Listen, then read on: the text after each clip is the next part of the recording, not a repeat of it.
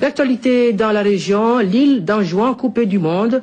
Depuis le début du conflit entre les autorités anjouanaises et l'Union de Comores, le réseau téléphonique est constamment perturbé. Il y a quelques jours, le gouvernement de l'île autonome a décidé d'interrompre toute communication avec l'extérieur.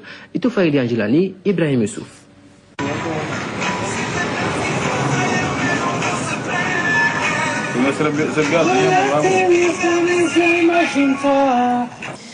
Imaginez-vous, dans une île où le téléphone portable ne sert qu'à écouter de la musique ou à regarder l'heure.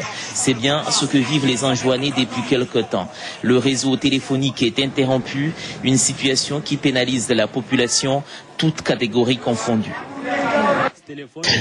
On n'a plus de nouvelles des proches. Il y a des gens qui ont de la famille à Mayotte, à Moélie. Ils ne sont plus en contact. C'est vraiment un problème. J'appelle toujours tous mes fournisseurs au téléphone, à l'internet. Je suis vraiment bloqué, je ne peux rien faire. Moi, personnellement, je suis vraiment dérangé. C'est surtout ça. Ça fait déjà 2 semaines, je ne peux pas entrer en contact avec mes fournisseurs en Chine, en Europe, partout. On n'a pas de nouvelles pour nos enfants. Et ils sont à Moroni. Et vous passez par quoi? Vous les appelez Par Bellu, on a passé aujourd'hui. Je suis allée parler avec ma fille et elle n'a même pas pu parler. Alors elle a pleuré et ça me fait triste. Effectivement, cette crise de téléphone ne fait pas que des malheureux. Les stations BLU sont prises d'assaut malgré la qualité très médiocre de la communication. Depuis qu'il y a ce problème de téléphone, on travaille bien. Les gens viennent ici pour appeler à Moélie, Madagascar ou Moroni.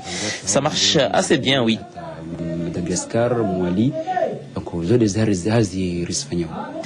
Pendant plusieurs semaines, c'est Moroni qui manipulait le réseau à sa guise avec des ouvertures sporadiques.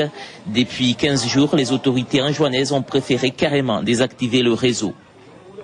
On ne peut pas brancher le téléphone là où on introduit des virus pour désactiver des puces, pour désactiver des numéros. Enfin, c'est de l'enfantillage, un jeu. Mais comment aussi quel pourrait être le système qui pourrait pallier à ce genre d'irresponsabilité de la part de Comortel de Moroni? On verra.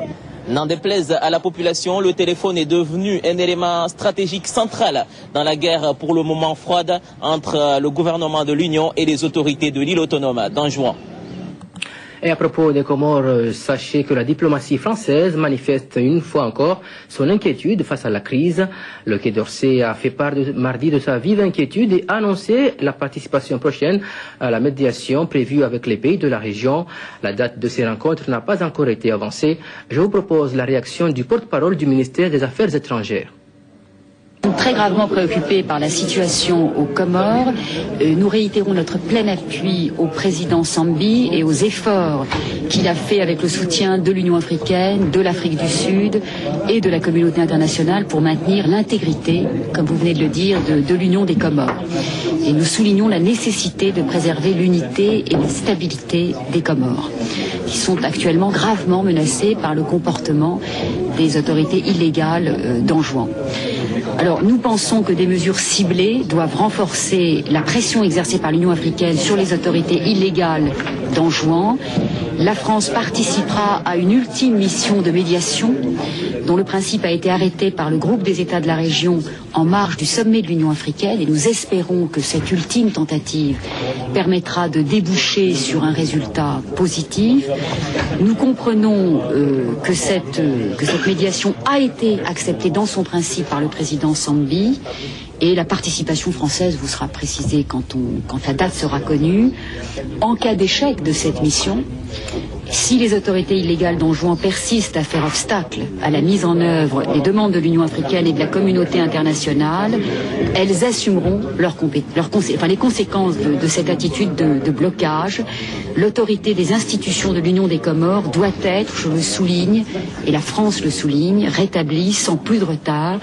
Il s'agit d'une condition essentielle pour assurer la stabilité dans la région et pour le développement des Comores qui est aujourd'hui fortement compromis par cette crise.